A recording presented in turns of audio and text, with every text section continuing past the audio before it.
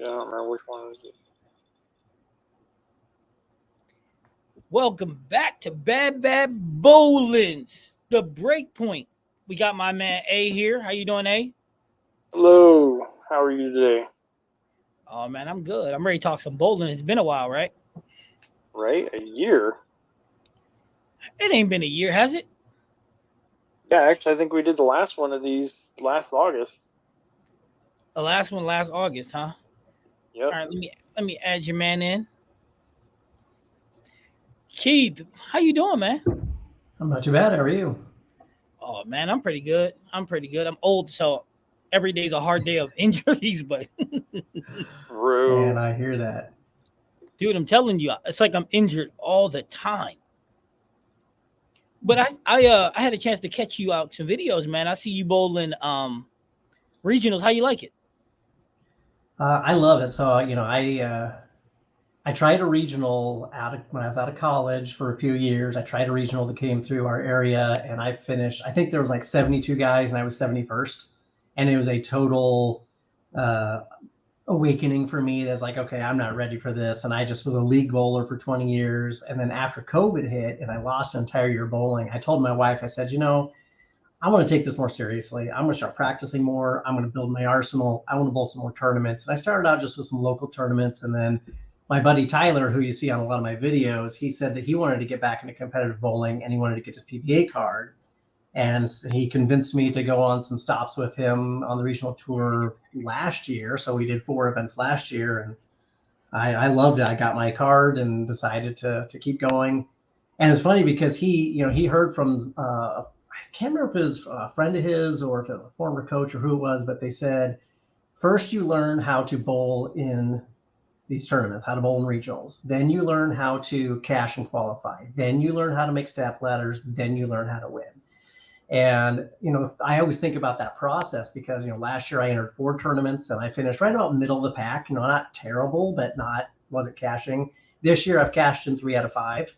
So, doing a lot better and making that progress. And I can see where those next steps are. So I kind of feel like next year maybe is going to be those step ladders, although I'm turning 50 this year. So PBA 50 tour is right around the corner for me. See, me and you in the same boat, man. I'm gonna be 49 September 1st.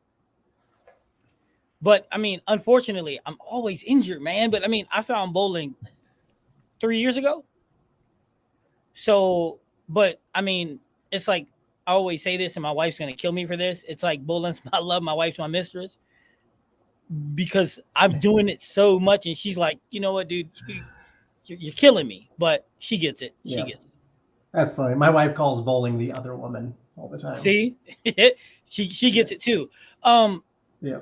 so you do find regionals. So here's a question, right? Yeah. When you're bowling regionals, how does it affect you? And then we'll get into the meat and potatoes and everything. How does it affect you when you're bowling with guys that are everybody on the lane averaging 400 plus rev rate, and then you're, Hmm. you know, a little lower than In that? the threes. Yeah. Yeah.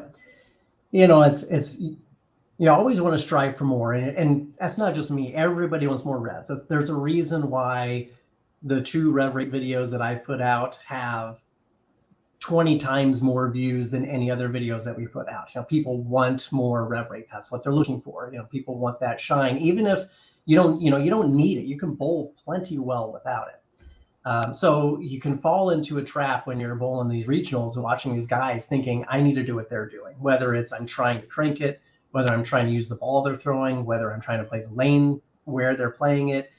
And I think I did that a little bit too much last year. That's part of what I've learned this year is while I have worked on my own time practicing and trying to increase my rev rate to allow me to be able to play bigger portions of the lane, I really focus in on just play your game, just do what you know how to do. And I fell into that trap actually the very first regional this year, which I did cash in, but I shot 240 out of the gate. It was a short pattern, so I was using the new blue hammer, and I was playing just right up the board, right around the 5 board, and it was working great. Well, as it started to dry up, instead of switching balls and staying in that zone, I was moving left. But as I'm moving left on the flat pattern, I was moving right into where it's going to hook right off the spot. And I struggled 3 games in a row. And I said, stop trying to do what these guys are doing and moving left and cranking it. Get back to the right, switch balls, and throw it up the boards again. And I did that and ended up cashing in that event and stuff with it. So yeah, you really have to make sure that you stay within your own game. And it's fine to tinker. It's fine to work on different things and try to get more rev rate and do the things you want to do, but do that in practice. Do it in practice, focus on that. But when you get into the event, do what you know how to do. And don't get into those other things until you know how to do them.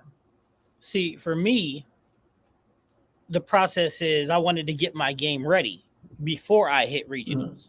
So I wanted to be in the 400s. So I'm there. I wanted to be consistent. So I'm consistent. The last piece to my puzzle was, because I'm a perfectionist, so I'm always trying to change something, is my spare shooting. Because when you go from traditional to a yo-yo release, your whole game changes, including your spare shooting. So I had to learn to readjust my spare game, because watching you, that's your strong suit. You're an amazing spare shooter. So being in that top 95% range keeps you good. You know what I mean? So when you're in the 80s, you're in trouble. Yeah. And, I'm glad you mentioned that, because I did see your video you posted this morning about spare shooting as well. So I watched that before I jumped on this. And, you talked a lot about straighter is greater. And we did a video also on straighter is greater. And that's another lesson that I learned. Being a league bowler for 20-some years, you can hook at everything. You can hook at your spares on no matter where they are. It doesn't matter if it's right or left, because you know where the pool of oil is, you know where it's coming back from, and you can miss your spare mark by 6 boards and still cover the spare. And in regionals and sports shots, you can't do that. You can't miss by 2 boards. If you hook it and you miss your 1 board left, it's gone. And you miss it 1 board right, it's not coming back. Yep. And so learning how to throw the ball straight is key. And the thing, like I loved, you were talking about your, 41-25 or 42, I can't remember what the numbers were, but 42-25, like that's a great lesson, because you've got that. And then you had them jump over to 39 when you had the 3-6-10. And I did something very similar with a video of mine where, I play a little bit more center, a little farther in than you do on 10s, only because on the right-hand lane, I can't be up against the ball return and I drift left. So if I'm already drifting left and I stand too far left on the right-hand lane, I'm going to hit the ball return. So I stand a little more central, but what I do is I pick a spot like you do. Like I think I'm shooting around 18 is my aim point for my 10 pin. And then I practiced where I'm going to move 1 board if I want to pick the 6 pin. I'm going to move 3 boards like you did if it's a 3-6-10. If I want to hit the 3 head on, I move another board. Where I move if I'm leaving a super washout, because you're going to leave washouts in a regional. It's a part of the game. You got to get used to learning how to pick up a washout. And then the same thing on the left-hand side. I've learned where I need to stand, where I need to throw, and how to throw the ball straight. I still sometimes in league, I will find myself still hooking the ball at left-hand spares, especially if I'm not bowling very well, because it's like I just need to get a win. And so I'll hook at a few spares in my league shot. But that's in league. It's not as big of a deal. But in practice, I solely 100% only throw the ball straight at spares in practice. Yeah. So when I was doing that video, that guy, he came from Kalamazoo to where I'm at. It was like 3 hours away. And he told me, like, coach, my spare game. And when he left, he was like, look, I'm gonna make a lot more cuts because we ready. And it's really a game of inches, and it's really simple. How I came up with those numbers, right there. And the thing with this, I mean, me and him, we collab on a lot of different things. I mean, he's been with me every step of the yo-yo release. I mean, I asked a million questions. So between me bothering Coach Rick down Kegel or me and him, if you look at videos a year ago to where I'm at now, the game has, I really changed the game for myself. But what people don't realize is you got to put in the work. I mean, practice, and more practice is work. Which brings me to you. Why do you not use the yo-yo release? So I grew up, my mom she was a junior bowling coach. So she coached me back in the, what would it have been, like 1980, 1979 when I first started bowling. And, back in that day, everybody was a 4-step release. Everybody was a straight push away, and your cadence was 1, 2, 3, 4 on your steps and everything. It was You didn't have high backswings. You had level backswings. Like everything was just kind of fluid and normal. There was no yo-yo releases. There was no crank in the bottom, at the bottom. That stuff really didn't come into play until rev rates became a bigger thing. So I grew up learning that. And what I've done is I've ended up creating 40 years of muscle memory. So the yo-yo release, I'm trying to incorporate more of it as I can, but the only way to develop something brand new in your game, if you've been bowling for a lot of years, is you first have to break your muscle memory before you can create new muscle memory. And so I'm working on it. I'm working on trying to do that, but what I have found is trying to do a full total yo-yo is going to be too much of a change for me right now, especially at my age. And I know as I get into my 50s, it's also going to get harder and harder to do a yo-yo release. The older you get, you're not as strong. Things are going to happen. If I was 25 years old, I 100% would be like, you know what, I'm scrapping it all. I'm going to nail this yo-yo release and I'm going to crank the crap out of the ball.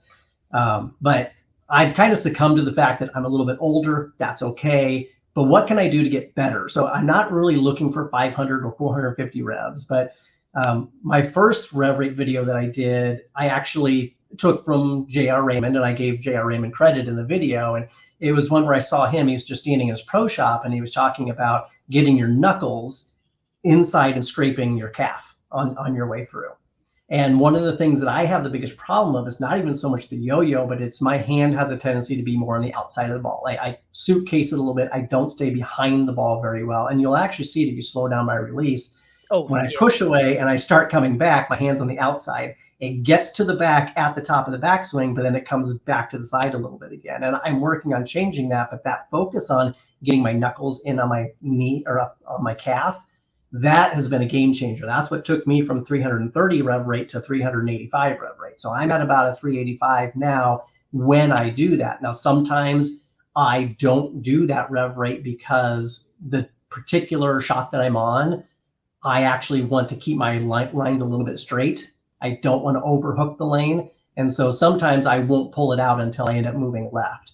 But I will say the biggest thing where adding rev rate has enhanced my game massively. And I think, you talking about wanting to get your game to a certain place before you take that step into regionals is urethane. Urethane is a play for a lot of, especially on short patterns. It's a play for a lot of pros and people that we run into.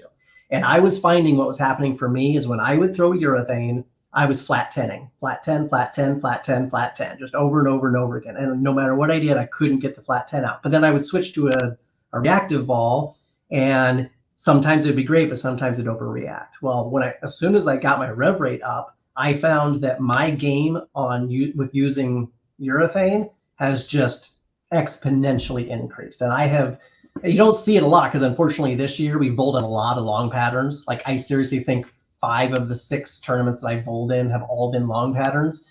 And so the urethane hasn't really been in play, but the times where I've needed it and the times where I've practiced using urethane, I'm killing it with the urethane. And I'm super excited for there to be another short pattern tournament where I can come out and be like, let's test this higher rev with the urethane ball and see how much more I can compete. Because I will say long pattern has always been my sweet spot. Middle pattern has been okay. Short pattern was my bugaboo. Now I've increased my short pattern significantly to where long is still my best. Short is pretty good, and it's actually the intermediate I struggle on the most. Because I'm so stuck in between the two, and I'm just trying to figure out my equipment, my arsenal, and what's the best thing to use and best thing to play there. And I'm starting to figure it out a little bit more. Well, 2 things. First thing is, 3 because we're in a question. First thing is, when the reason why your urethane is a lot better is because as you increase your rev rate, you're allowing the ball to shape a little bit more. Right. So of course that's always going to make it be better in the shorter pattern.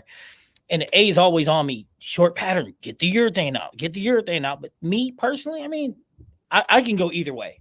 Sometimes I like to use a lot of surface on a solid. Yeah. Yep. The second thing is that problem that you have being around the side of the ball, I had that too. What would you say if I told you it's really easy to fix? Really, really easy to fix. All it is a matter of your swing plane. I mean, seriously, just your swing plane. That's it. And it's not a big change. It's just a little bit. Because what was happening is as I'm coming back through the ball, I would trying to get the elbow in would try to get me. It would bring my hand around the side of the ball. But when I decided to push my swing in and have my swing outside, you're familiar with that. What it does allow you to come inside and naturally be right where you need to be anyway. Yeah. Which actually yeah yeah, those are all things that I've also seen, and I need to try. I need to work on some different stuff. One of the other issues that I have also is I do have arthritis. I have arthritis in my wrist and in my finger.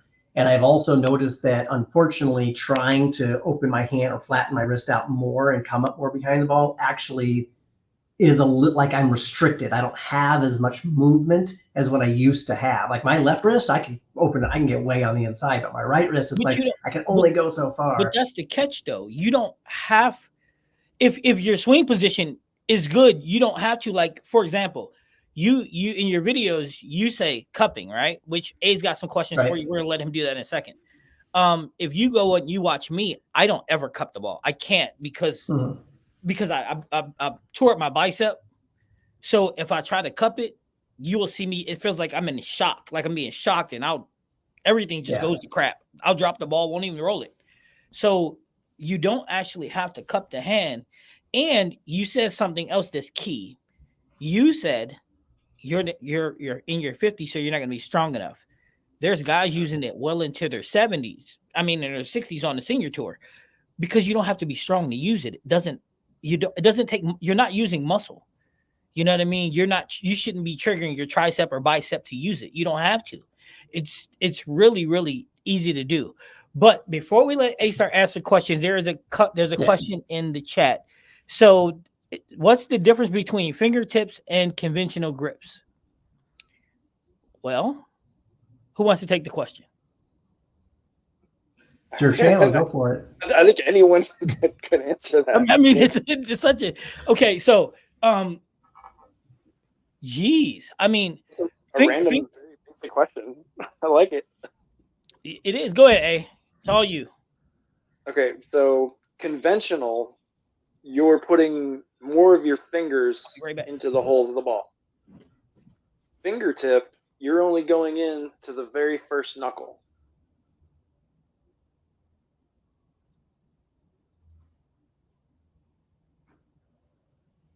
I can't see the chatter, so I don't know what they're saying. Yeah, and the reason why that's important is it has to do with how far under the ball your hand is getting. If you're going to the second knuckle, your hand might be in the same position, but your fingers aren't as far around the ball, and so you can get more torque on the ball by going to fingertip. That's the reason why that's why people who hook the ball go with a fingertip grip. Can you hook the ball with a conventional grip? Absolutely, you can. It's just a lot easier if you have a fingertip. There's a lot less effort required. And typically with fingertip, you're going to have less grip pressure.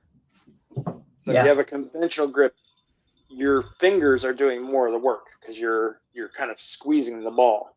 And the goal is you want to have very loose or very comfortable grip pressure.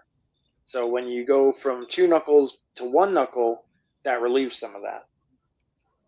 Now, there's a clarification needed. When he said conventional, was he talking about conventional grips or just conventional? Because there's conventional tips. I see people use those too. Yeah, the no fingertips, the no grip fingertip. Yeah.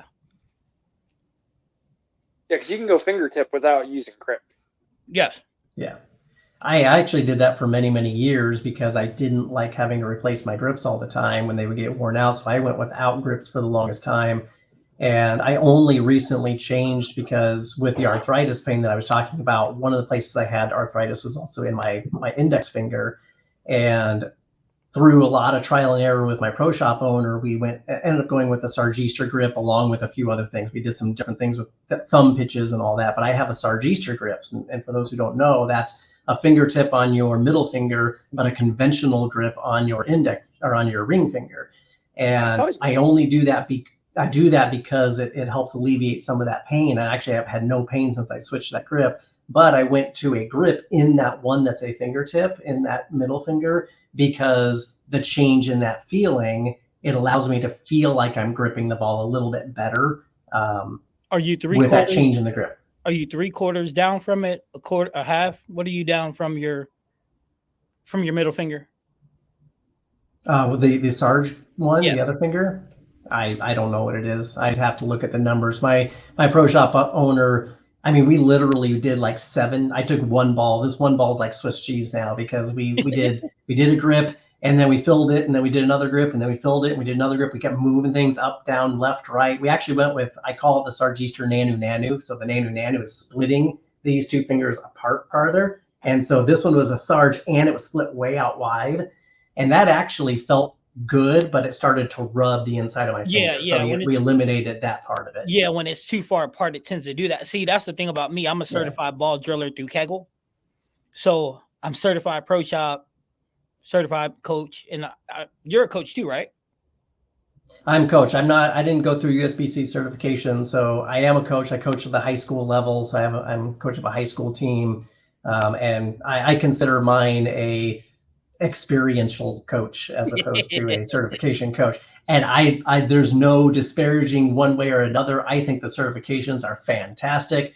I know there's coaches who had certifications that are terrible coaches, and people who don't have certifications are great coaches. But I think the certifications are definitely great for people. I think it's great to go through it. I just haven't done it because I just became a coach, and it was like it came out of nowhere. The guy who runs the Ball Brothers Bowling with me, Troy, he got the head coaching position, and he asked me if I wanted to help him out. And so then all of a sudden, like that, I became a coach, and I just haven't had time to do certifications and all of that. So, well, I'll tell you what, I am also a high school head coach. So, but I would tell you that if you're going to do it, you're going to become certified. I tell you, go to someone. If you're not going to go to Kegel, then go down to Vegas and go to somebody that's well worth your time. Because the information that you learn it's invaluable. I mean, information that we think we know, we don't. As bowlers, I mean, because community information, as a bowler, this guy says, try this, and it just works for me. But theoretically speaking, you know how complicated it is to break a bad habit. Bad habits are the hardest thing in bowling to break, because once your mind gets that muscle memory, it takes forever in a day to get it done. So that brings us back to like the yo-yo release. So what we'll do is we'll get into hold on. How did you know you had arthritis? I went to a doctor.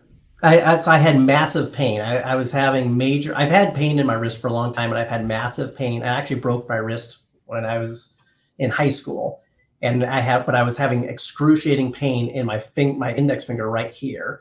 And I went to the doctor, and they did all kinds of tests and stuff. And he came back and said that I have arthritis in both spots. The one on my wrist is from the break, from where I had the break. He said that when you break a bone, that where that's healing, becomes a hot spot for arthritis. So he said it's no wonder that I've gotten that I have arthritis there. But as far as the finger goes, it's just strain, overwork, that sort of thing. Because a lot of the weight of the ball, when you spread that index finger out, a lot of the weight of the ball goes on that finger.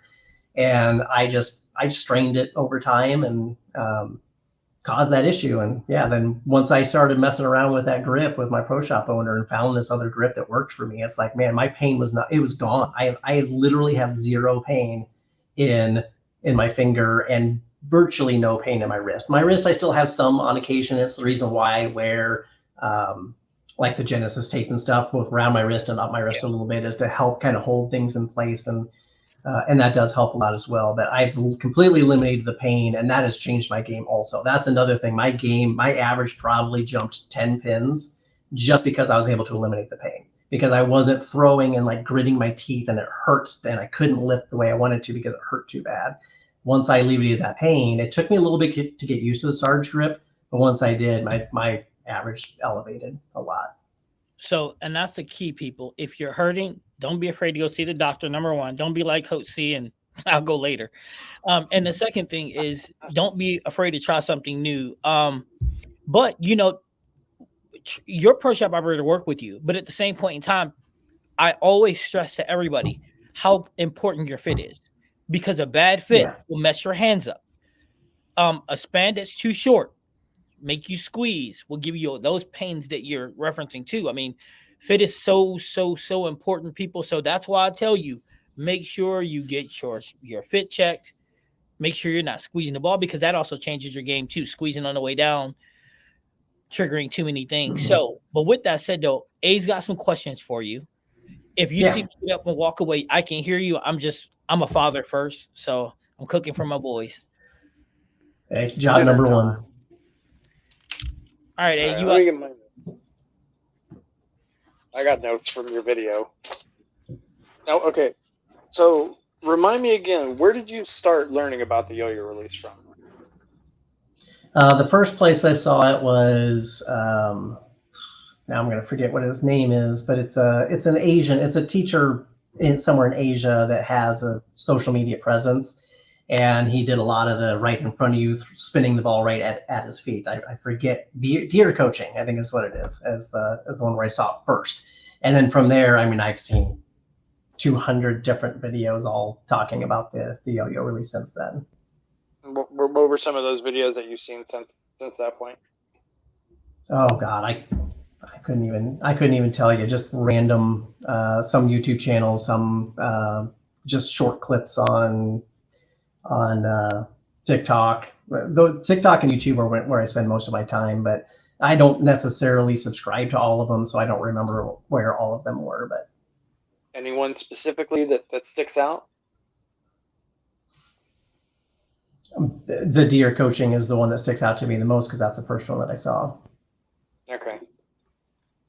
Okay, so the biggest challenge I had with your video, there were two. The major ones were the cupping and the uncupping of the wrist. Now, did that come from the deer video? It comes. He didn't. Well, he speaks in whatever foreign language he is, so I have no idea what the guy was actually saying. It was just from watching, but all of that comes from physically watching the videos, from seeing it, not from anything anybody said. Was that one that you saw? Was that in Japanese? Yeah, Japanese, Chinese. I'm not sure which language it was, but yes, it was something Was it Asian. was it just one person, or was there two? Was there a guy and a girl? It's just one. It's just one guy. It's just one guy who's probably, I'd say, in his 50s or 60s, maybe. Okay, that's a different one than I saw. I saw one once upon a time that was I think there are a couple. Both are in the JPBA, but they're really good Yeah, for demonstrating. But it was hard. It was hard to watch it at first because of the language barrier. But yeah, their demonstration of the physical part was so good. I'll send you the link to it. But the language barrier made it hard to watch the first time. But if you watch it a few times and you just watch it without trying to listen to what they're saying, it's incredible. And they break it yeah. down so well, even without saying any words. Right. So the cupping and the uncupping. So I assume you've watched some of the pros, right? Yeah. Oh, yeah. I've watched many of the pros, all the slow motion reaction videos, all that. Yes. Would it be a surprise to know that most of them don't cup the wrist? Most of them don't have a cup the entire time, but most of them do have a cup right before they get to that release point at the bottom. It's not a Okay. cup. It's not a cup at the bottom. It's the elbow bend. So it appears to cup. They have both. They have both. There are some that do. You're right about that. So are you familiar with the flat spot of the swing? Yes. Okay. So the biggest issue I had with your video is a lot of when the things happened when you were demonstrating them. For instance, early on you talk about bending the elbow, and in the demonstration you're bending your elbow in your backswing, and you actually bend it on the way up, which when I watched that was physically painful for me to see. And I think the biggest part of that was the demonstration more so than saying, do this thing. So it wasn't wrong to say, bend your elbow, but the way you demonstrated it looked really bad. And the reason I say that is you mentioned in part of your video that you don't want an elliptical motion. You don't want a circular, you don't want an ovular motion in your swing. And then you correct it and say you say almost like you want like a squared off swing, and you demonstrate that.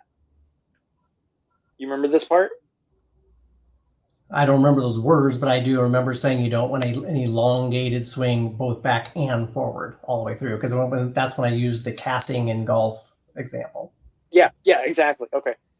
Yeah. The correction I would want to make there is that you do want the elongated swing, and that's really important, especially when using this technique, because the thing a lot of people get wrong is a lot of people think that you're bending and then you're unbending in a way that you're flicking everything forward, right? Hence the yo-yo terminology. But it's actually, the longer you make that process, the better it is for increasing the amount of rotations you have. The best video I've ever seen on this is, you remember Robert Smith? Oh yeah. Maximum Bob. He actually started doing YouTube not long ago, and he has an amazing video on the yo-yo release, and he's the king of rev rate, so he's, in my opinion, the best of all time. But one thing he said is, the longer you can make your release, the higher you can increase that RPM count. So you don't want it to be a quick, fast motion. And one thing that you said in your video that got me was, you talked about snapping your wrist at the bottom. Ironically, Coach C has a friend that does that. And it's not so much a snap and to roll out. Yeah, it's you're literally just letting everything move forward. Yeah, and this is this is the part of your video that I kind of like, as I was watching it, I'm playing couch coach, right? I'm trying to correct, because you want it to be you want it to be a fluid motion. We don't want anything to be jerky. We don't want anything in the game to be hitchy. Because if it's hitchy, if it's jerky, if you're using muscles, it makes it hard to repeat.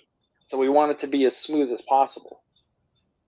The key to this is, when we're doing the elbow bend, and you can do this with a cupped wrist or an uncupped wrist. It depends which pro you look at. If you look at somebody like Chris Barnes, he cups his wrist more than it looks like it's healthy for a normal person. But if you look at somebody like Chris Prather, his wrist is flat through the whole swing.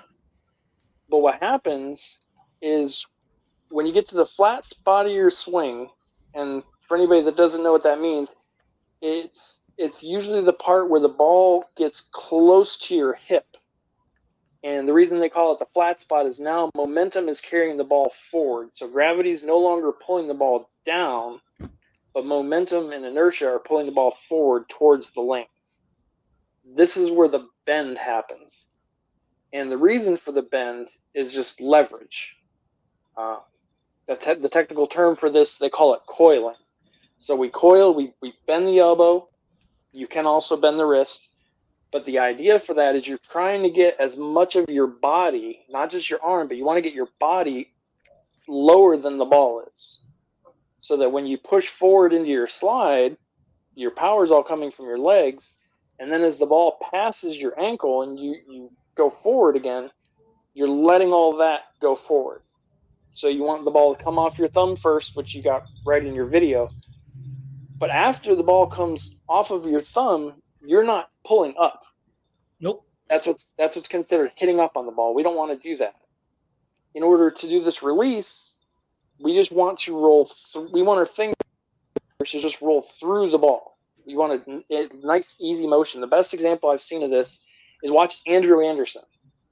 If you watch Andrew Anderson, his swing is as smooth as butter, and at the end, he's just simply letting it roll. It's kind of like you described later in your video as two-handers. They're rolling it off their palm. You're kind of doing the same thing. Yeah. Because as soon as your thumb comes out, you become a two-hander. Yep. And when you do that, you open up your wrists, you open up your elbow, everything goes forward, but you don't need to extend everything, but you want everything to go forward, and then inertia is going to do the rest of the work. Yeah. Your body, your muscles shouldn't do anything at all. That's why I said you don't have to apply muscle to it, because once you bend, when you're coming down in your backswing, when you're getting to it and you're bending, you're just rolling right out of it. There's no power to it at all. Now, Anderson, he's right, is the best at rolling it off your hand, but he doesn't generate the power that EJ does, though. EJ's just a freak of nature.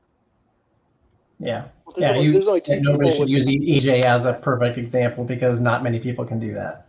But there is another guy that does it almost as well as EJ. But EJ creates this thing where he's like a slingshot, but Mikey Slayball, he's just this. Oh, Mike Slayball's also a freak of nature. Yeah. Yeah, I mean, he's one of my favorites. But yeah, so and Mikey's an amazing guy too. So you put all that together. But yeah, so before A gets back to you, one of these days we're gonna have to get together, brother. Oh, I hear you. Where are you at? I'm in Illinois. Located? All right, that's not too far. Where are you at? I'm in Florida. I'm in Nebraska. No, you ain't too You're in far. Florida? Hey, Yeah, I'm a big Nebraska, Terrence so- Crawford fan, so I would come to Nebraska gladly. All righty. And I've actually connected with Mikey Slayball. So he did a golf video, and I said, hey, we need to get together and do a double crossover where we do a golf and a bowling video. And he said he's 100% down. And I know he's in Indiana. So I was like, okay, at some point I'm going to be heading that way for something. And if I get hit, I can hit you, I can hit him, I can try to make the rounds. And I'll go up that way with you because I talked to Mikey too. Yeah. So I'll go up that way with you. I'm not golfing though. Oh, come on. You can hold the camera for us. I'll hold the camera. That's right. I'll do the camera. Everybody can't be Tiger Woods, okay? I'm just telling you. I tell you though, he's doing a video right now where he's hitting the ball 350 yards, and that outdrives me by about 100. Who is so Mikey? We're gonna. Oh yeah. Slayball? He's working on trying to get a 200 mile per hour ball speed. That's his latest video that he did, and he's when he showed his little thing, it said his flight was 350 yards. And I was like, what is wrong with Mikey? Lord. I mean, that guy does more before 6 a.m. than I do in 2 weeks. Yeah. You know who else is in? Yeah. So what's What that? was that? EJ. Oh yeah, EJ's also great at golf. Yeah. Is he really? Yeah. Is that a pretty sick. prerequisite to win a major? You got to be good at golf? Because I'm not playing golf. Okay, I'm not doing it. You know, this is one of those things where it's a terrible disadvantage of tall people. People who are really tall, they can have that elongated golf swing and can pound the ball. They have more. They can create and generate more power just by the length that they have on their golf swing, and it's unfair. And honestly, it's a little bit true in bowling, but it's not as pronounced, obviously, in bowling. There's a lot of short guys that can. EJ's not tall. Isn't he like 6'2" or something? No, EJ's like 5'10". Oh, he's like. Oh, is he? No. Maybe because he's 112 pounds soaking wet, he just makes him look tall. That's awesome. Hey, and this is coming from a guy who is skinny. You know, I've got dad bod now, but I'm skinny bones. You and me both. That's me. You just spoke to me there. Hey, and I'm gonna email. I'm just so you know, I'm gonna email you my number so we can stay in touch. I mean, because I think you're a great guy, and you know, this is a small community that we in. So, yeah, you know, and real quickly, you know, going back to all of the stuff that you guys were talking about. For starters, the whole thing with the cupping of the wrist. If I cup the wrist probably a lot more than other people do, and I know, like you had talked about, there are other people like Barnes who over exaggerates that cup. And the thing about Barnes and myself is we're cupped the entire time. We're cupped all the way in the backswing. We're cupped all the way in the foreswing. And it's not until right at the release that cup comes undone somewhat for me. It's hard to see. I don't have the clearest videos. If I had some clearer videos and slowed it down, you could see my wrist goes from the over exaggerated cup to not way uncupped as much as it probably should, but it does come uncupped some. But that said, when you go back and you watch, like you mentioned Chris Prather. Chris Prather has one of the flattest swings. He's got the flattest swing from his push away to the take to all the way to the backswing. But at his very backswing, I literally just pulled up the slow motion video on YouTube. And at the height of his backswing, his wrist cups and it stays cupped all the way through until the very end, and he flicks back. Now it's not like cupped, but let me get the camera here. It's not cupped, but it's cupped. You know, he goes from flat to he cups it in somewhat. So there is cupping. I think just about everybody cups it to a degree, and they go from that. And as they're rolling it, they're using the wrist to roll that ball off their thumb. or off their fingers. So there is, I think, more cupping than a lot of people realize that there is. I'll also mention, like, as far as like the finger lift, like I've been knocked a lot on the finger lift, talking about lifting with the fingers. And this is something that I think I need to clarify some, because I understand that you're rolling the ball off the hand and you're not trying to lift up on the ball, because that's what causes it causes deceleration of the ball. It causes a lot of issues with the ball when you're lifting. And what I'm really trying to refer to, and I should preface this by saying, I agree, like everything that you said, everything that you were talking about, I agree with 100%. And I think all these videos out there, they all have certain value. And there's a million yo-yo videos that I've seen that probably do a really good job of explaining it. And yet I look in the comments of a lot of these videos and I see people who can't do it. They say they hate it, they don't like it, they can't do it, they struggle. There's all of these problems.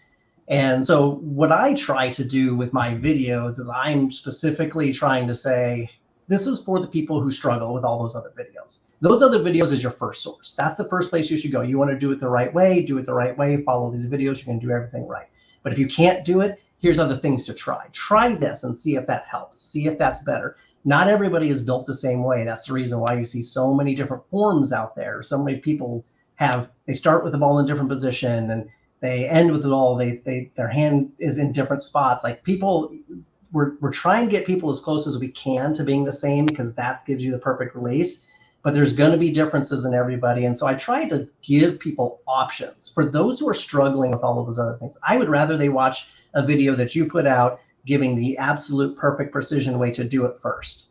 But if they struggle and they can't get it, and then that's when you come to mind and say, let me try something different, something else. And so whenever I talk about the lifting of the fingers, what my goal is, because coaching a lot of high school kids, the number one biggest problem I see from every kid, and I see this from adults like crazy too, I'm not coaching them, but I see it happen, is they try to hook the ball and they try to hook the ball more and their hand comes all the way over the ball. They twist the ball. That's like people think in their head, oh, I need to spin it. I need to do this and get that ball to move. And it never works. That results in the ball spinning. And so whenever I talk about lifting, I'm talking about bringing my hand back. My hand is not actually here. My hand is actually more on the side of the ball, but I keep the ball, my hand from going all the way over. So when I talk about going from this, suitcase position to kind of coming back again and lifting, it's really more about preventing yourself from doing this. I'm trying to keep people from getting at that position. And if they focus on lifting, most of the time they're not actually even successfully really lifting as much as they are just really keeping themselves from over exaggerating and spinning the ball. On a one-on-one, when I'm coaching the kids one-on-one, I can coach them directly. It's a lot easier to coach somebody one-on-one, and I can do different things to get them to have more of a proper release, because I do work with a lot of kids who are going from I've never bowled before to I'm teaching them fundamentals and the basics of hooking the ball, as opposed to taking somebody who already hooks the ball and trying to get them to do more. So one-on-one is a lot simpler. Anytime we're YouTube coaching, none of these things, nobody's video is going to work for everybody. And I'm trying to, and I don't want to just regenerate the same videos that are already out there 1,000 times. I look at things in ways to say, I've struggled with this. See, you've talked about this, like your experiences and things that you've tried to do. And it's like, that's what I'm trying to do too. One of the things I loved, I watched your first video that you posted that's on your channel. And you talked about how all these videos are of pros. And it'd be nice to have some videos of people who aren't pros, the average guy who doesn't have a 400 rev rate, see what they do, see what their journey is. And a lot of times what I'm trying to do is show people these are things, and you said this earlier, like this is what has worked for me. That is kind of what I'm doing, is saying, try these things. This is what I've done. And I would say, like, okay, maybe my way isn't that great, but when I go and I read the comments from the people who have watched a lot of my videos, and mainly the 2 rev rate videos and the thumb video, the thumb fit video are probably the 3 biggest ones. And there are hundreds of comments, thousands of likes, and the comments aren't like, oh, this is a great video. I mean, these are comments that are like, I've never seen anybody explain it that way before, and that makes total sense. And those are what keep me going and keep me to do what I'm doing and showing people these ways. Now, when you guys first reached out to me and said, oh, there's some issues with the video, especially with kind of the snapping of that elbow, you were the only people who said that. And I went back and I watched the video and I'm like, okay, I can see where that is. I can see the problem in that with that. And I fully admit that there is that particular issue. And I added a comment that I pinned to the top of that video, basically as a, hey, this is a disclaimer. And I added some of the corrections throughout the video because I want to make sure people are I don't want anybody to get injured from what they're doing. I don't want to coach something so wrong that it makes them hurt. But I am trying to appeal to the desperate, for lack of a better term. I want to appeal to the people that they can't find the video. I mean, I've actually had people saying, I have been searching for 2 years looking for a video on the subject and I can't find it until your video. That was on the thumb fit video specifically, but it's those sort of things that I'm appealing to. So hopefully everybody understands, like, I take everything you guys say to heart. Like I totally agree with everything that you're saying. I understand what you're saying. And while some of the techniques that I'm showing may not be technique-wise 100% perfect or correct, they are going to work for some people. And that's what I'm hoping to accomplish with some of the videos. But I definitely 100% appreciate everything you guys are saying. Okay, so my position is this. I'm never going to tell you not to do what you're doing because I like watching some of your stuff. I'm not going to lie to you. I'm a fan. However, when you're educating someone, right? And I get that you're saying it ain't going to work for everyone. You got hundreds of comments and thousands of likes, but it's by people who don't understand what they're seeing. And I'm not saying that you're in the wrong because you corrected what you done wrong. So that's the plus, because you could have been like, I don't care. Right. I got 20,000 views. I'm good. I don't care if it's right or wrong. But that wasn't your mentality. Right. Your mentality was, okay, look, this was wrong. I get it. But basic information, when we give it, that's 20,000 people that could have went to the bowling alley and practiced that. Right. So if it made a change for 1%, great. But think about it this way. Going into the dead zone, we've been building the elbow instead of bending the elbow on the way up, on the way down in the dead zone. That's a big, huge difference. That if 20,000 people had it, you make a big improvement because now you got 20,000 people under the equator of the ball, right? Now, if you say cup, right? So you got 20,000 people seeing cup. Now, if you say, now it's your choice. If you have wrist problems, maybe you don't want to cup it. You don't have to. I call it positive, neutral, negative. So anyway, but that's a long story short because I coach also individual, group, whatever, it doesn't matter.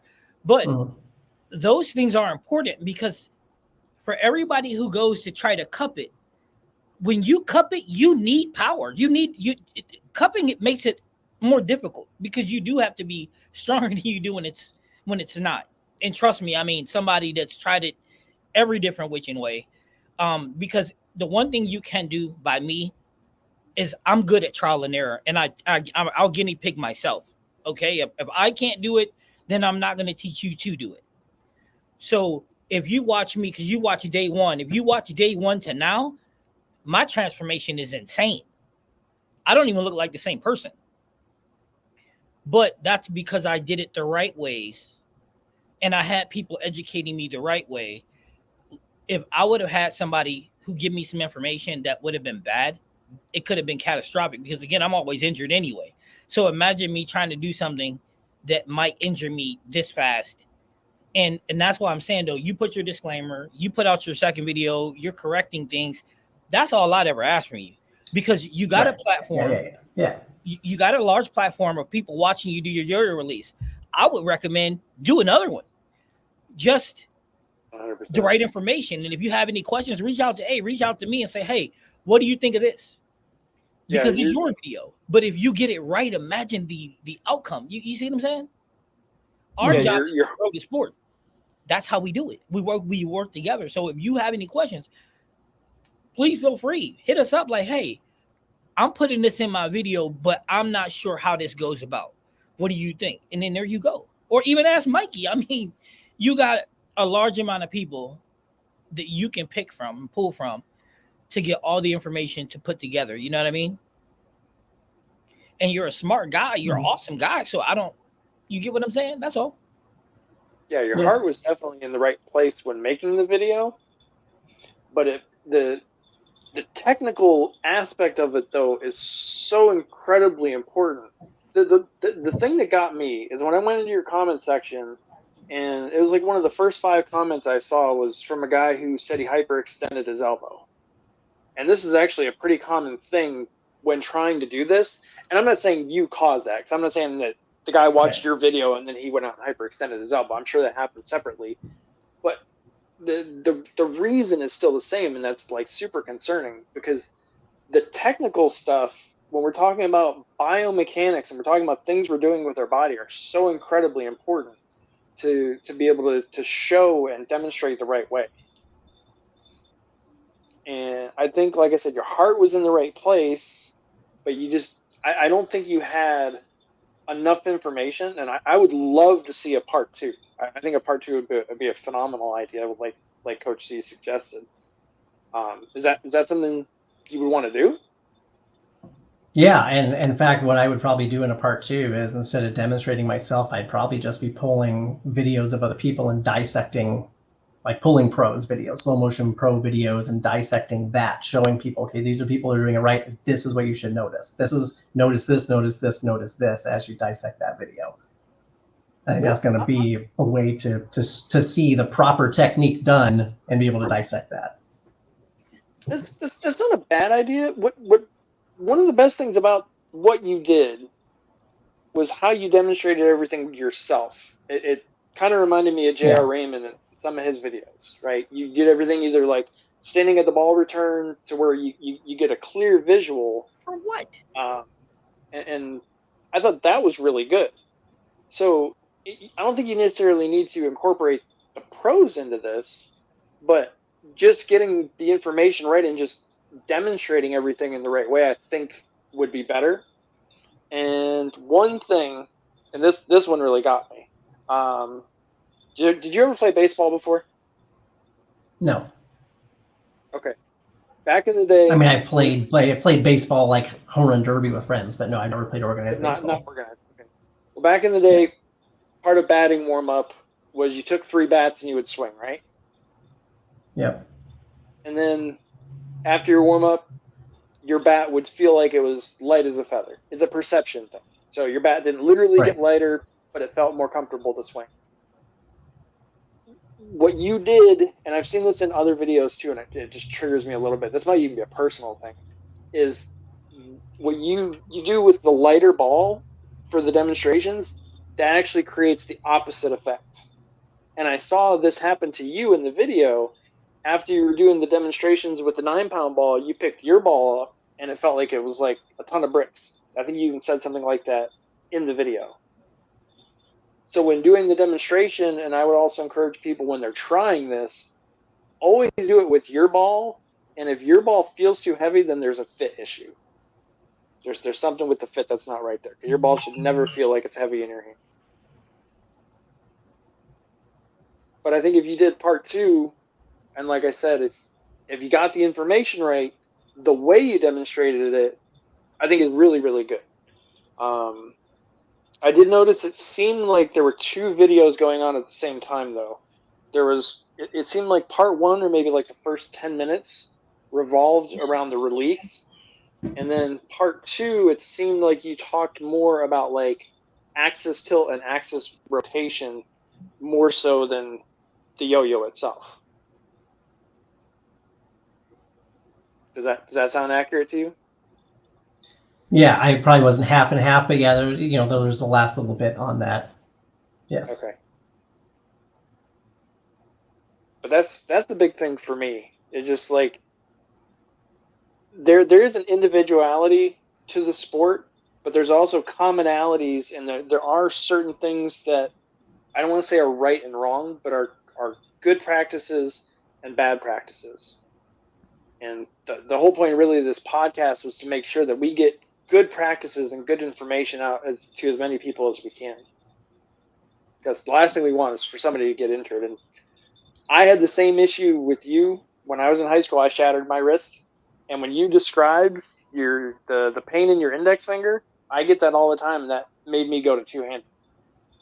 So I'm with you on that. But we don't want other people to get injured because they either saw something that we said or heard something we said and either misinterpreted it themselves, or just saw something we said that biomechanically or physically they shouldn't be doing.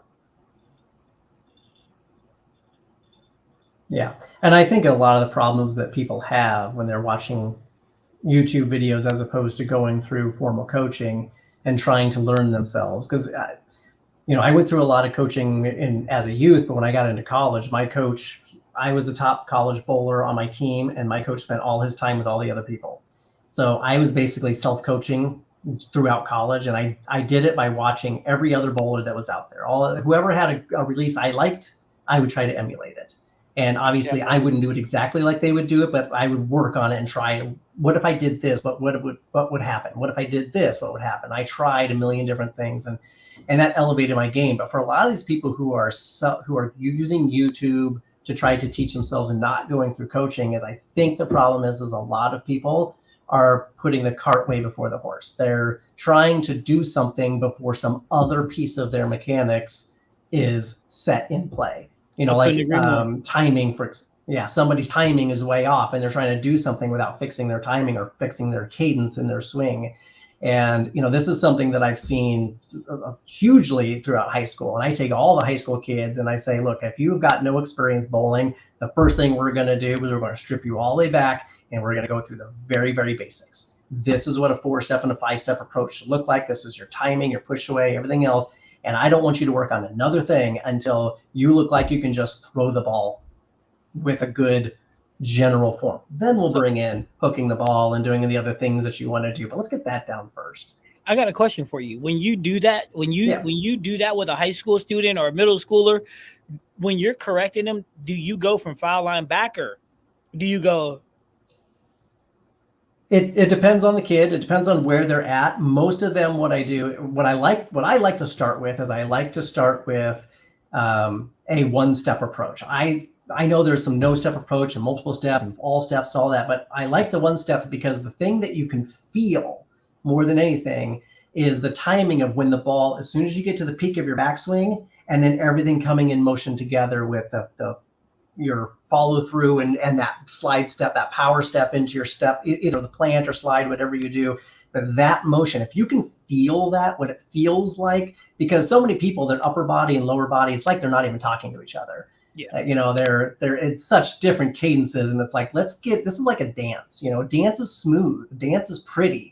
Bowling is like a dance. Let's make it smooth and pretty. And you can start by getting that feeling from the backswing. Once we do that, then we'll start to work backwards from there. The other thing that I have also found is, when it comes to, we've all learned from way back from when my mom was coaching, was a coach when I first started bowling. Your step, everything begins with if you take a normal 4-step approach, it begins with a push away on your first step.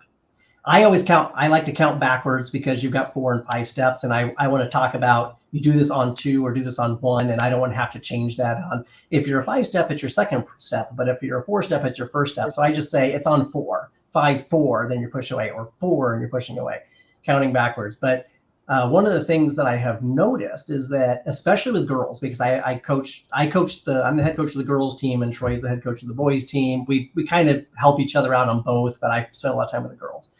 And girls don't typically have a high backswing. In fact, they don't even really have a parallel backswing. A lot of them have a pretty low backswing when they're first starting out, when you're just going up there and bowling. And what happens is with such a low backswing is if you take 4 steps and you have a normal 4, 3, 2, 1 cadence, your arm swing is there before your feet are done walking. And so what I have to do with a lot of them is either they could push away on the 3-step instead of their 4-step. But what I like to do instead is try to change their cadence a little bit, which you see with a lot of bowlers. I do this, a lot of bowlers do this, which is their cadence isn't, I have a 5-step approach, so mine is 5, 4, 3, 2, 1. So it's like that 3, 2, it's almost a stutter step. It's a lot shorter step and it's quicker. And that gets your feet to catch up to your arm swing when your swing is low. And I have a fairly low or somewhat parallel backswing as well. I don't have a high backswing. If I had a higher backswing, I wouldn't have to speed up my feet a little bit there to kind of catch up. But I find that I do have to work with a lot of kids because normal cadence 4-step approaches, they need to either speed up their feet or change something up so their timing is right. See, for me, when I'm coaching, and I'm the head coach of both the boys and the girls team, for me, it's easy. I mean, I'll start 5 line back. I can change anything in your mechanics in a matter of a session because it's drills. I mean, I can't stress that enough. People sometimes coaches don't have the ideal that drills matter, but they really do. The no step, you get to feel it at the bottom, what it really feels like at the bottom of your swing, whether it's good or bad. If you know what to pay attention to, if you rock the ball with them so that they feel it, they can feel what it's like to be good. And so they don't know when it's good or not. And that's why if you watch like the video of my little guy, Lon, who's a middle schooler, you can hear him say, "Oh, coach, I missed that at the bottom. I didn't." Because he understands what it's like. So he understands. And then the girls I got, some of the girls are low naturally. Some of them are higher. Everybody has a different rhythm, which is good, But for me, starting from the back to front, it just makes all the sense in the world. But it makes sense to the kids too. And part of being a great coach is not only it's about results, because the more results they get, they trust you. But the relationships that we build are for a lifetime, man. If you do it right, this is a lifetime of sport. You know what I mean? That's what's big to me. I don't. If you shoot a 300, I don't care. I want you to have fun doing what we do, and that's what people say about me when my kids are on video with me. They're like, "Coach, y'all," but that's who we are every day, and I'm like that with the parents. So we're all immersed in it together, because I hate to tell you this, a coach don't coach. The child, the family does, because when they're practicing, you're not there. And that's another thing. Like a lot of coaches will be like, "Oh, well, I need the parents to go ahead somewhere." I'm like, why? Why not coach the parents too? Because they're going to see their child when they're practicing, so they'll know if it's right or wrong. So if you're educating them, then everybody has that education. It's not a secret, right? I mean, that's at least not to me. Coaching is not a secret.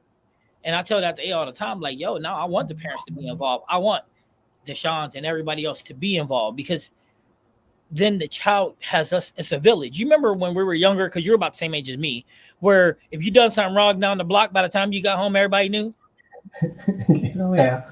That's how bowling should be. That's how I see it anyway. When I fell in love with the sport and I decided that I was going to try to make a difference, that was my difference. I want to make it fun for not just me, but for mom, for dad, because there's nothing worse than sitting there watching a child bowl for 3 hours and not feel like you're invested. I mean, it's just not. But if you're invested though, then it's different, and it becomes different. And everybody also thinks that it takes a long time to change. It does not.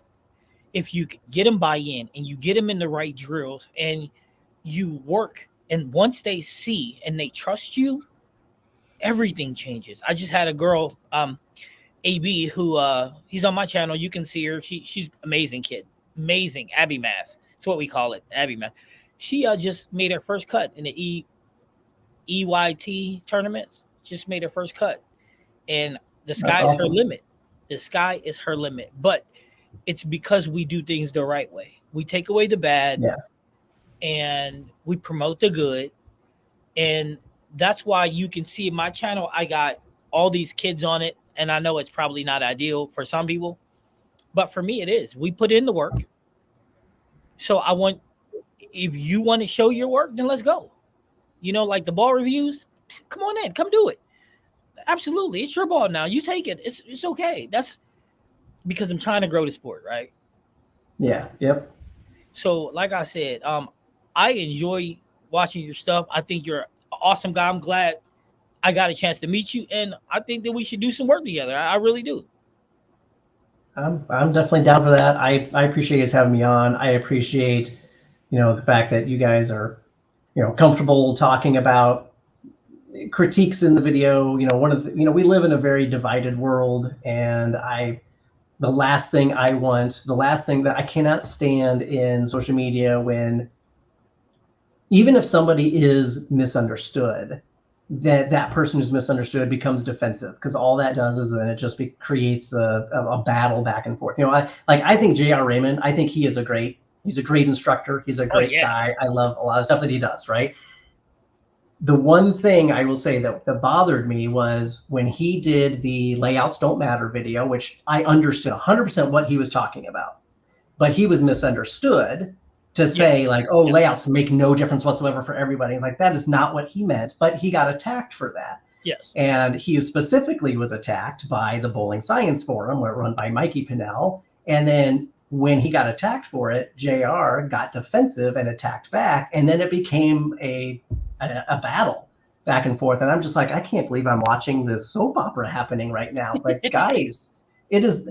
You are you're saying the same thing and you're arguing over the same thing. You're just saying it in a different way and arguing over semantics. And it was really driving. So when you guys pointed out the stuff on my video, it's like, I very easily could have been like, who the hell are these guys questioning what I have to do? Screw them, whatever. And it's like, no, like, these guys have something to say. They've got a point of view too. And quite frankly, you weren't wrong in the things that you said. And so I'm going to take the things that you say. And that's why I did the corrections that I did. And talking about the advice that you're giving me, I will take that, because all I can do is become better for that. And like you said, we're trying to grow our sport. We need to be a community. The thing I love about bowling is my best friends today at age 50 are the same people I became friends with through junior bowling. And we are a community. The bowling community is a community, and I hate nothing more than when people in the bowling community attack each other, because like, we got to stand together and grow the sport. I want this sport. It bothers the heck out of me that you got Good Golf, which is what got me to start a YouTube channel in the first place. But Good Golf, who has over 1 million subscribers, and Bryson DeChambeau has 1 million subscribers, and all these others have 1 million subscribers, and the best channels in bowling have a couple 100,000. Like, they're huge in terms of bowling, as far as bowling goes, but it's like, where are our $1 million ones? Where are our 1 million subscribers, and where are our high dollar pots? Like, let's get some more into this. Let's go. Do you know where they're not at? Okay, here's why. Because bowlers are fickle. Some of them, like you're an awesome guy. So I'm like, look, let's collab. You're like, cool, let's do it. But then you got other guys, and I'm not going to mention no names. I've been calling them out to bowl me for a long time. I mean, it's good on their end and mine. You raise the stakes for everybody, but they won't do it. They won't do it. And then they say, well, I will bowl anybody. Like, what? And then you won't reply. I go to your center and you don't show up. Like, come on, man. Listen. When I come your way, I'm coming to see you at your house, and we're going to have fun, make videos. Even if we're not competing, we still bowling. If there's going to be a regional in Nebraska, I'm coming. Now, I might bowl like crap, but that's okay, because it's time for me to start learning that level. You see what I'm saying? Yeah. But where is but that's it, though. Golf community, I have friends that golf, and 2 of them have a YouTube channel. They're from PA. And they're all over each other's stuff. They don't have a problem with it. But for some reason, when it comes to YouTube, there's this little bitty click. Either you're in it or you're not. And that click is like the big 4. Take out Brad and Kyle, because they're amazing. They're amazing whether you see them in person or whether you see them on YouTube. It doesn't matter. They're what I call amazing people, not bowler people. And then you have the other ones where they're cliquish. And I mean, come on, man. It doesn't have to be that way. I mean, look at Mikey. Mikey's probably going to end up with like 10 or 15 majors by the time he's done. But he's the nicest guy in the world. Yeah, I don't know if you watched my video that I did, the top 10 YouTube channels that I like, which I didn't know of yours, so I'm sorry that you didn't make the top 10 list at that time. But Mikey Slaybaugh was my #1 channel. It's like, of all the big channels, like, I put some of the big ones on there, but Mikey Slaybaugh, straight off the hook, that's my #1 channel. There's no channel I enjoy watching more than Mikey's. Of course, I love watching tournament vlogs. Education is great. Obviously, that's where the people are at, so I'm going to do that. I like to do, and I don't get nearly as many views on my vlogs because I'm a nobody. So I don't get the views on my vlogs that I get on education, but I enjoy watching tournament vlogs, and nobody does them better than Mikey. Brad and Kyle, I think, do it the second best. I really like theirs a lot. Some of the others, like The House, they have some of the best editing out there. They got great editors. That's all great. And there's some of their fun videos are amazing to watch. But when it comes to their vlogs, they have so many people to try to feature that it's like, they'll show 5 shots from Packy and be like, here's his 6-game set on 5 shots you showed me. I'm like, I didn't get to actually watch bowling. Like, I want to watch you bowl. Show me your entire game. Show me your entire sets. That's what I want to see. And I realized they can't do that if they've got 6 people to show. The video would end up being 2 hours long. But that's what I love. Mikey does, like, he shows the majority of his games. He shows his whole set. He has the commentary. The guy's just like the most down-to-earth person you could possibly imagine. He is. He's like, amazing. The dude's guy. Just awesome. Yeah. Yeah, Mikey's an amazing guy. Period. Point blank. He is top of the line. Man, I'm gonna tell you, I really like Mikey. And the only problem I got with Mikey is when I watch his videos, I need a nap because he does way too much in his day. I need a nap. I mean, seriously, I needed that. Yeah. I'm like, Mikey, you do more than 5, works out, goes and works 8 hours, he runs 10 16 hours. miles, he lifts weights, and then he goes and bowl a 12-game block. Like, I need a nap, dude. Yeah. Between the run, I needed a nap, and then I have to come back and get a nap. But Mikey's such an amazing person, and that's the reason why I'm like, look, dude, you ever this way, come. But I'm gonna start doing the tournament vlogs because I'm gonna bowl. So it'll be featuring me, and then all of my kids when they tournament bowl, I'm going to be doing each one of them individually. So I'm joining that race. That's awesome. That's awesome. And hey, if your kids, if you can connect with, I'll tell you a good kid to connect with. We have tried so many times to do a crossover video, but different things have gotten in the way, but he's been very open to doing it, is Brady McDonough. Brady McDonough, I don't know if you watched his channel or not. Bowling Brady, he's a kid with long red hair. Two-handed, yeah. He's an awesome guy.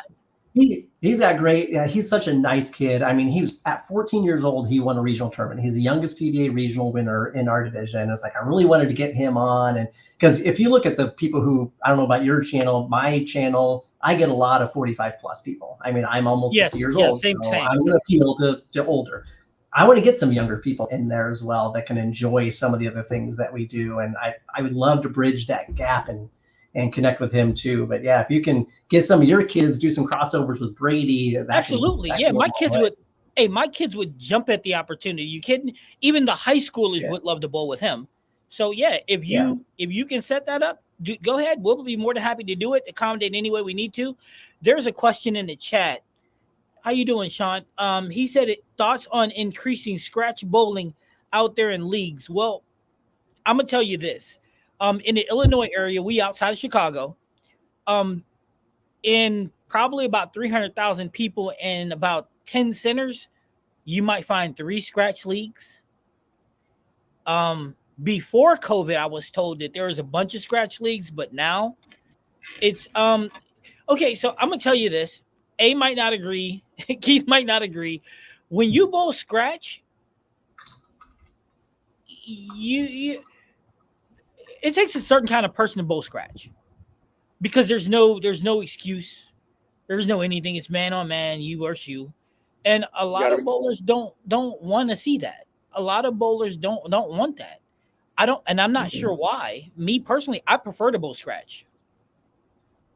But that's just so me. I see this comment came from Ken Portis. If this is Ken Portis from Omaha, Nebraska, this is a guy right in my backyard right here. It is. So I appreciate, but yeah, the whole scratch bowling thing, like I love my scratch league, but the reason I love the scratch league is partially ours is at 9:30 at night. So it runs late.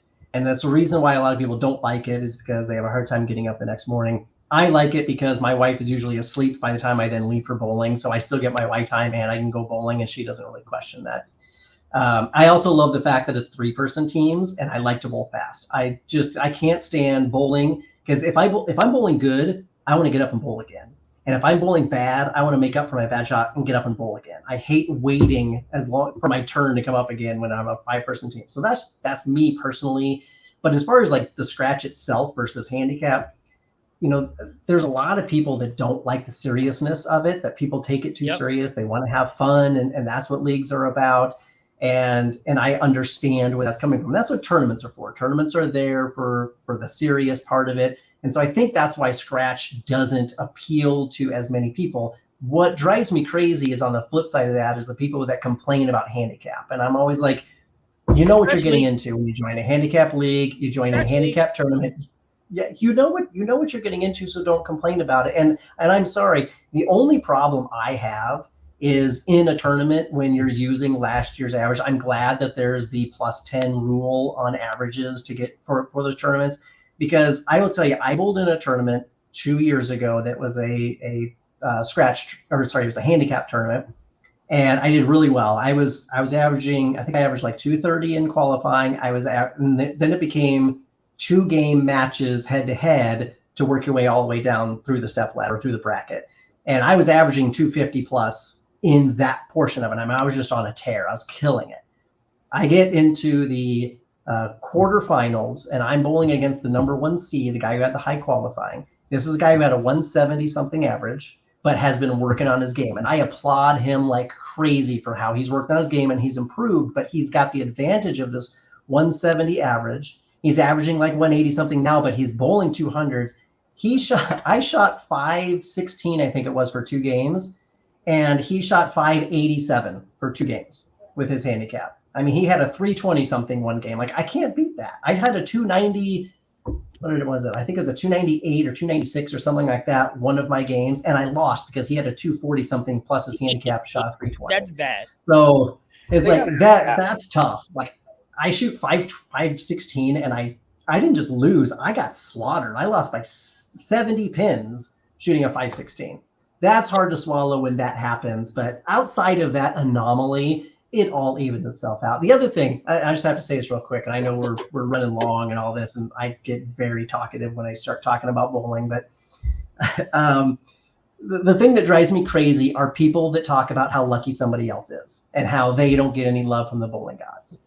And I've had to tell people, I'm like, I'm sorry to have to tell you this, but the law of averages tells you that the better you get, the fewer lucky breaks you're going to get in raw number, but your percentage is going to be as good. I mean, imagine if you throw 30 balls in a 3-game set and you throw 27 really good balls, that's only 3 chances for you to throw a bad shot and get a lucky break. Meanwhile, the other guy, who maybe he throws 10 good shots and 20 bad ones, he's got way more opportunities to get a lucky break. You average your percentages of how many lucky breaks you got, it's probably exactly the same.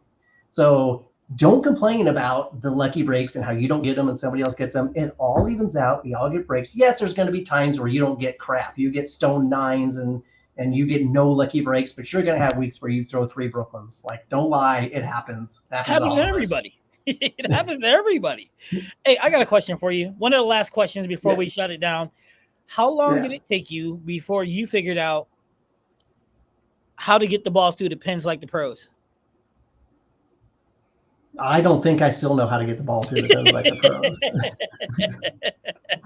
It's the thing. I think the biggest thing that we need to realize, this is a video that I want to do. I know, you talked about the kind of the tilt and axis, the axis tilt and rotation and all that sort of stuff. And I want to do a video more about that. I don't remember who did it, but somebody did a video where they actually had like the pegs on each side of the ball to kind of show the tilt.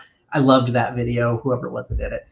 But one of the things that I think is often missed is when you think about your axis tilt and your angle of rotation, is that if you've got too much angle, you're going almost at a 90-degree angle, your ball spin is fighting against the direction of the ball's rolling, and your ball is actually going to slow down. That's the reason why people roll out, or they just overhook and the ball loses its energy and dies up.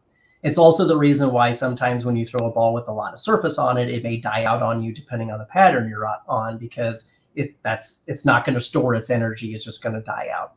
And once you can really figure out your angle of rotation and your axis tilt and get it right, you'll realize that that ball is going to go down and it's spinning and it is storing up energy. And when it makes that turn, it's actually, I don't know if it's realistically picking up speed, but it is driving through the pins. It's not dying and laying in the pocket. It is driving through the pin. So getting that angle and everything down, that is going to make the biggest difference on your pin action, your carry, everything else. But it's not. But you do realize though that that's not just your angle though. That's also your layup. That's also your understanding your ball, your axis tilt, your axis rotation, your PAP. All of that. All of that culminates into a big ball. Yeah. And throwing the right kind of ball on the right kind of pattern, matching up the ball with the pattern. The right time, the right ball, the right matchup. That's A's biggest thing. Coach, match up the lane. I'm like, look, sometimes it ain't that easy. Sometimes it's really not, but A's like it's always that allows your ball. What'd you say, A? Yeah. It's because your ball is reading the right part of the lane. Yes. So that's how it's able to have that energy retention.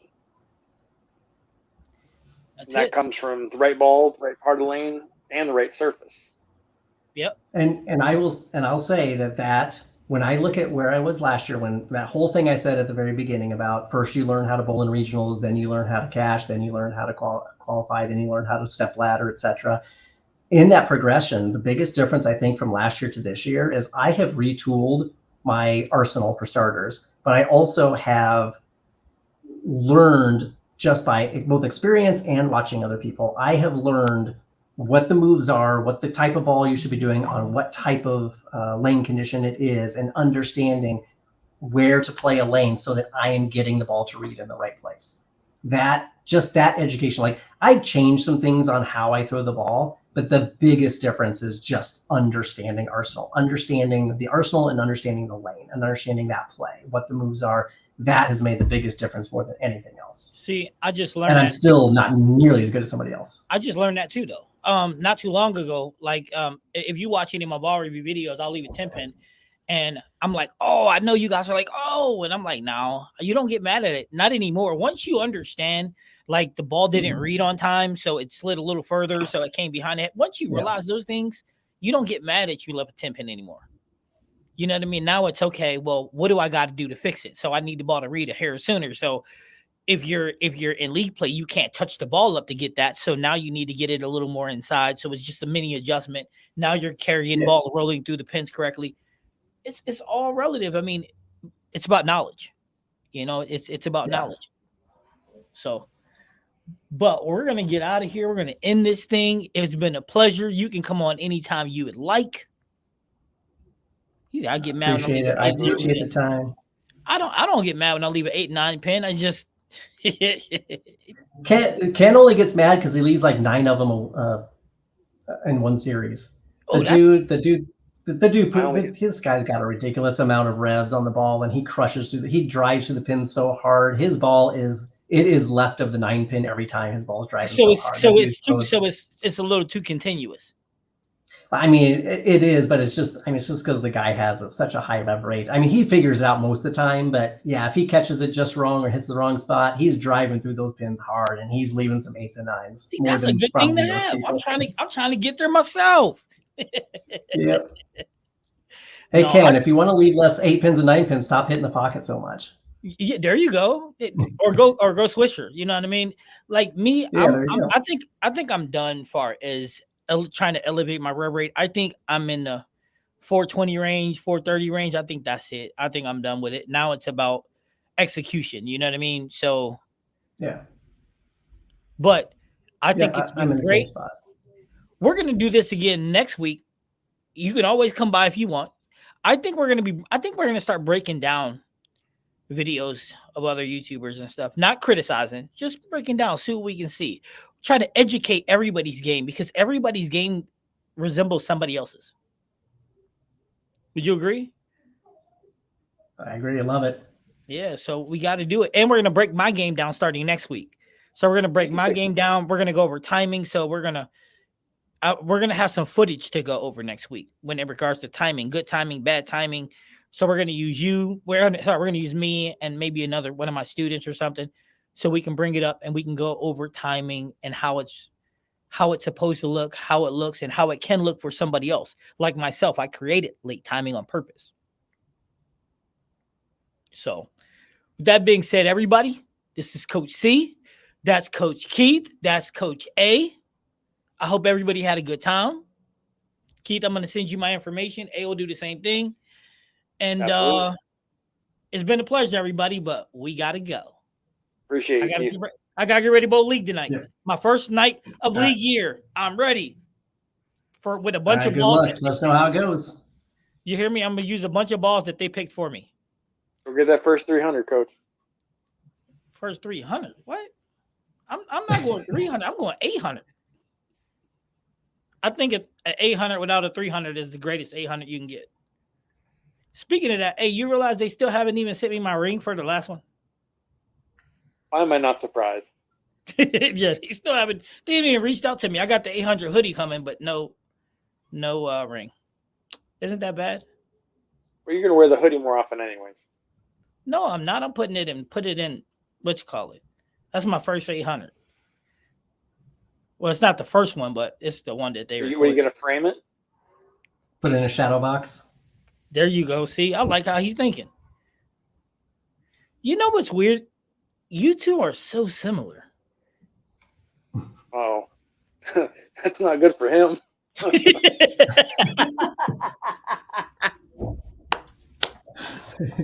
It's you two are. You guys are similar, man.